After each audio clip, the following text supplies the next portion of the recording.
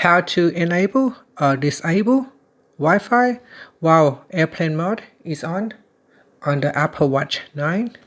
First, let's go back to the clock face by pressing on the crown button.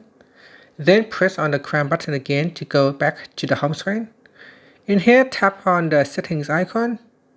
Then we go down and tap on airplane mode. Now go down here and tap on Wi-Fi toggle button to switch it off or turn it on.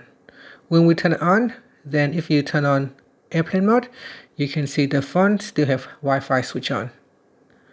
Now if we go back here and turn it off, then if I turn on airplane mode, this time you can see Wi-Fi will be switched off. So that is the default settings of the airplane mode behavior for Wi-Fi settings.